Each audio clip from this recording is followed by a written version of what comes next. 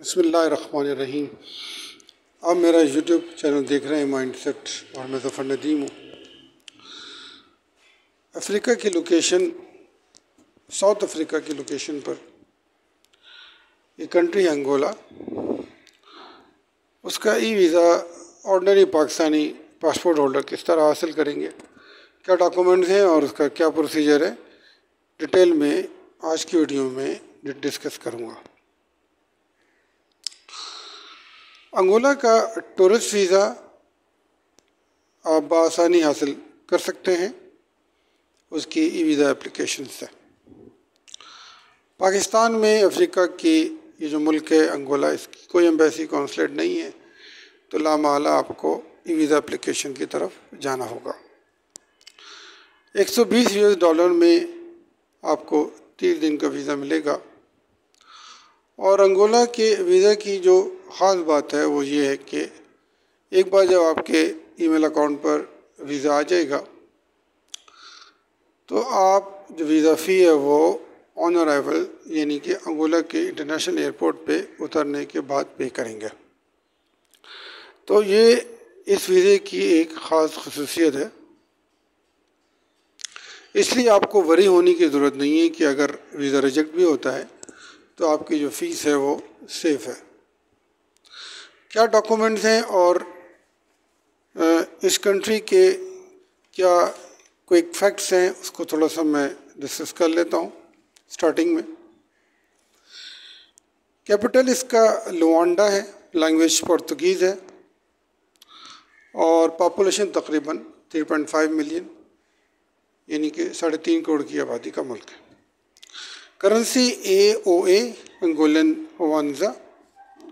और अगर हम बॉर्डर्स को देखें तो नामीबिया, DR कॉन्गो, ज़ाम्बिया और रिपब्लिक ऑफ कॉन्गो। ये रिपब्लिक ऑफ कॉन्गो और डेमोक्रेटिक रिपब्लिक ऑफ कॉन्गो जो है दो अलग मुल्क हैं। तो ये चार ममालिक हैं जो इसके बॉर्डर्स में शेयर होते हैं। अब क्या इसका प्रोसीजर है? सिंपल सी एक वीज़ा एप्लीकेशन फॉर्म है, वीज़ा एप्लीकेशन वेबसाइट है इसकी, और वह है SMEvisa.gov.AO फॉर अंगोला। इस वीज़ा एप्लीकेशन का जो लिंक है वो डिस्क्रिप्शन में आपको मिल जाएगा। इसको आपने लॉन्च करना है। लॉन्च करने के बाद अपने आप को रजिस्टर करना है, कुछ बेसिक इन्फॉर्मेशन फिलअप करनी है। इनका ऑनलाइन एक फॉर्म है छोटा सा, और उसके बाद जो डिजिटल स्कैन कॉपीज़ हैं उनको आपने अपलोड करना है। अपलोड करने के बाद आपके ईमेल अकाउंट पे आपको एक रेफरेंस नंबर या रेफरेंस कोड हासिल होगा, जिसको लेकर आपने फर्दर जो है वो कम्युनिकेशन करनी है इनके ई वीज़ा एप्लीकेशन के ऊपर। 48 आवर्स में आपको वीज़ा हासिल हो जाएगा। और वीज़ा हासिल होने के बाद जब आप टिकट करा के इंटरनेशनल एयरपोर्ट पे उतरेंगे अंगोला के, तो वहाँ पे आपको 120 US डॉलर सिंगल एंट्री या मल्टीपल एंट्री आपको पे करने होंगे। डॉक्यूमेंट्स जो हैं, बहुत ज़्यादा डॉक्यूमेंट्स दरकार नहीं है, चंद ही डॉक्यूमेंट्स हैं, लेकिन उसमें कुछ टेक्निकलिटीज़ हैं जिनको आपको समझना ज़रूरी है। जो पासपोर्ट है वो 6 महीने की वैलिडिटी का नहीं चाहिए, बल्कि 1 साल वैलिडिटी का चाहिए। ज़्यादातर अभी तक मैंने जितनी भी वीडियोस की उनमें आपने नोट किया होगा कि जो पासपोर्ट की वैलिडिटी है वो 6 मंथ्स की रही है, लेकिन यहाँ पर उनकी जो डिमांड है वो 1 साल की है।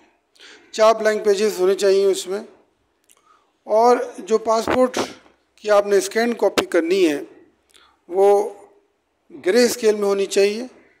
100/150 DPI उसका स्टैंडर्ड है, और जो पेज होने चाहिए वो A4 साइज़ में होना चाहिए।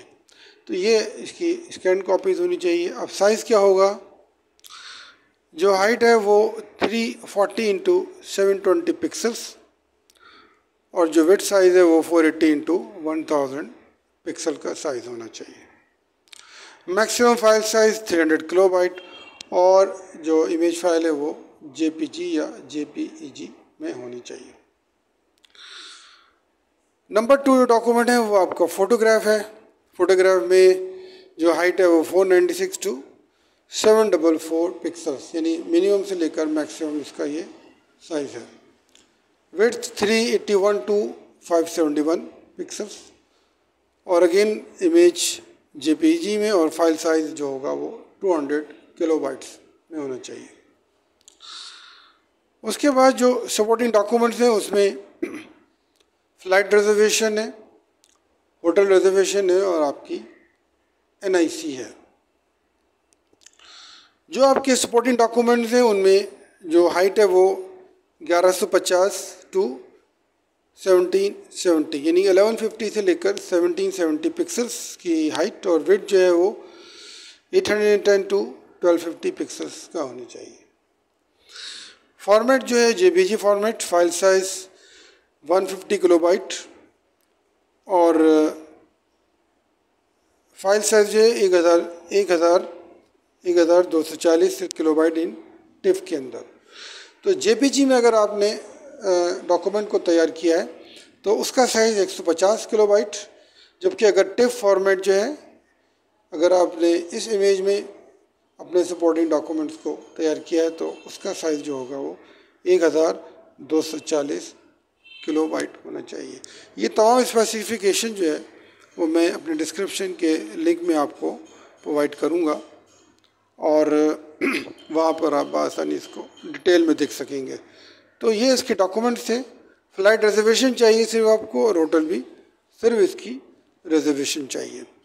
तो आसान वीज़ा है, बहुत महंगा वीज़ा नहीं है, और अगर आप ट्रैवल हिस्ट्री बनाना चाहते हैं तो ये एक अच्छा मुल्क है ट्रैवल हिस्ट्री के लिए। और अगर आपको टूरिज़म का शौक़ है तो टूरिज़म भी आप बआसानी यहाँ पे कर सकते हैं। तो ये थी जनाब आज की वीडियो। उम्मीद है कि आप कमेंट्स बॉक्स में अपनी राय का इज़हार ज़रूर करेंगे। कोई क्रिटिसिज्म, कोई इस क्वेश्चन इस वीडियो से रिलेटेड, या मेरी किसी प्रीवियस वीडियो से रिलेटेड कोई भी क्वेश्चन क्वेरी हो तो आप write to me, I would reply you as soon as possible. So take care and अल्लाह हाफिज़।